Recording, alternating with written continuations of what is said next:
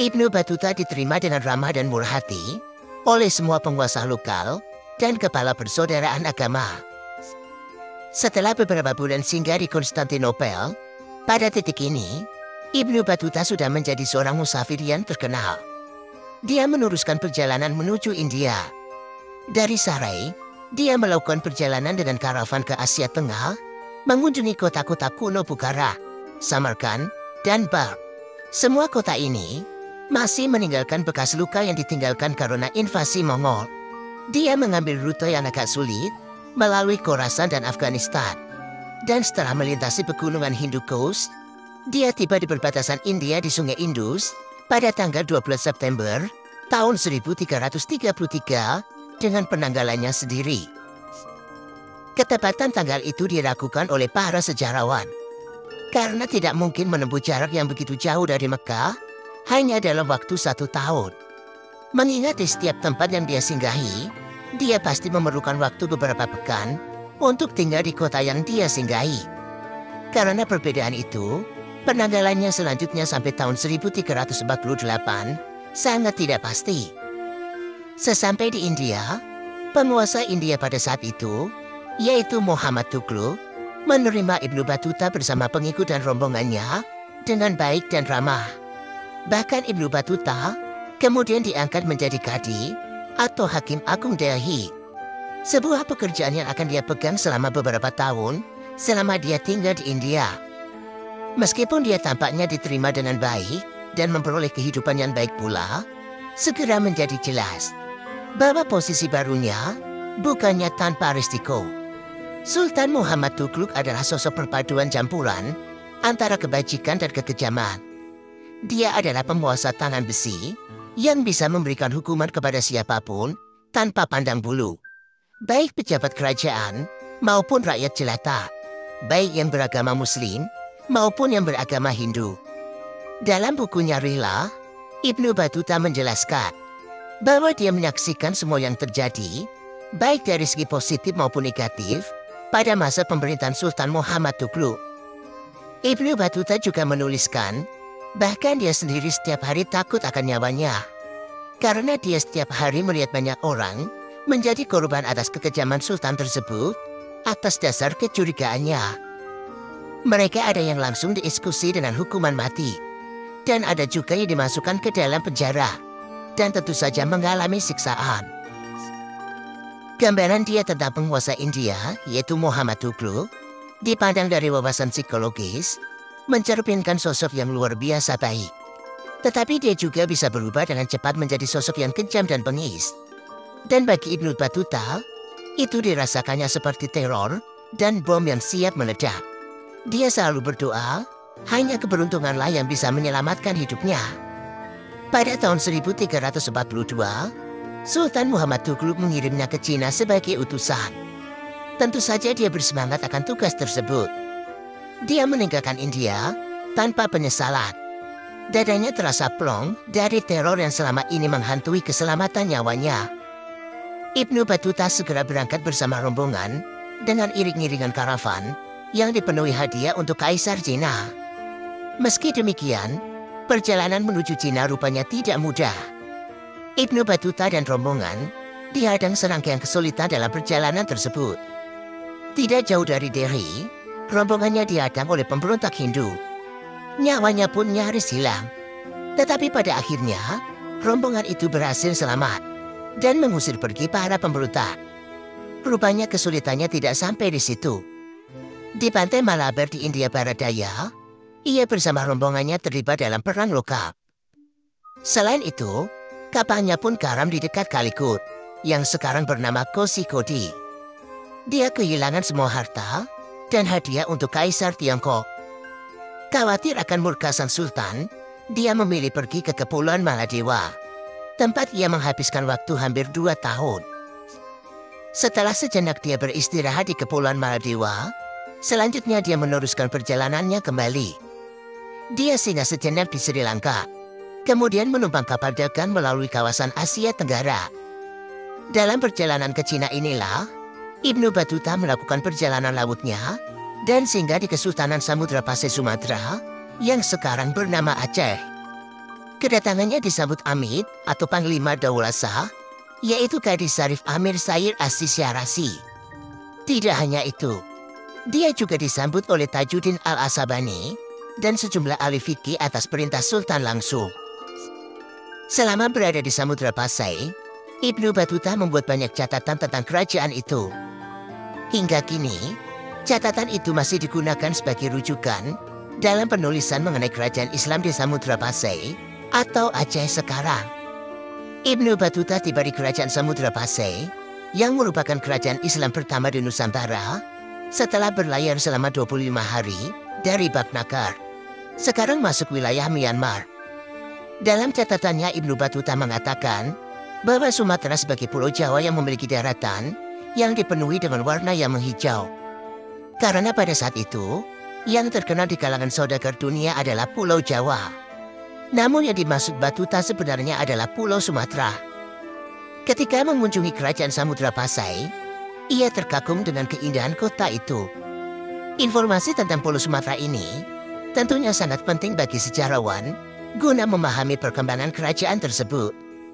Ia menulis Pulau Sumatera sebagai pulau hijau dan subur. Tanaman yang banyak tumbuh di Pasai adalah pohon kelapa, pinang, cengkeh, gaharu, pohon nangka, mangga, jambu, jeruk manis, dan tebu. Ibnu Battuta juga menulis tumbuhan aromatik yang terkenal di penjuru dunia dan hanya tumbuh di daerah ini. Saat sampai di pelabuhan, masyarakat setempat menyambut Battuta dan rombongan dengan ramah. Rakyat di sana datang dengan membawa kelapa, pisang, mangga, dan ikan untuk ditukarkan dengan barang lain yang dibawa pedagang yang singgah. Menurut Battuta, perwakilan dari Panglima Kesultanan juga mendatangi rombongannya. Pejabat itu menanyakan maksud kedatangan mereka.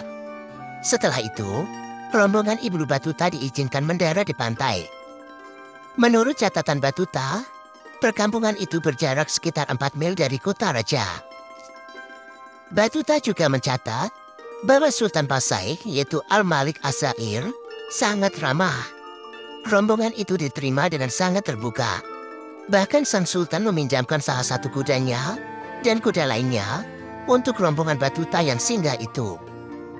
Battuta juga terkesan dengan keyakinan Sultan Al-Malik As-Sair. Selain terbuka, Sultan juga pecinta teologi atau ilmu agama. Sultan merupakan penganut Islam yang taat dan memerangi segala kejahatan. Sultan juga memberikan perlindungan kepada kaum non-muslim yang membayar pajak kepada Sultan. Selain tegas, Sultan Al-Malik juga digambarkan sebagai orang yang rendah hati, yang berjalan kaki saat menuju tempat ketika sholat Jumat. Saat menuju istana, Battuta melihat sejumlah tombak tertancap di kanan kiri jalan, di dekat gerbang.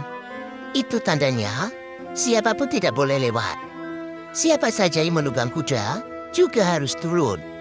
Sehingga Battuta dan rombongannya harus turun dari kuda mereka.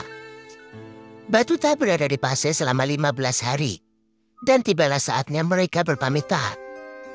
Rombongan ini pun hendak meneruskan perjalanan ke Cina karena kondisi cuaca yang buruk. Battuta dan rombongannya pun berpamitan kepada Sultan. Setelah kunjungannya di Aceh, ia meneruskan perjalanan ke Kanton lewat jalur Malaysia dan Kamboja. Setibanya di Cina, Ibnu Battuta terus berpetualang di negara tersebut. Setelah dari Cina, Ibnu Battuta melakukan perjalanannya lagi melalui Teluk Persia ke Baghdad dan Suriah.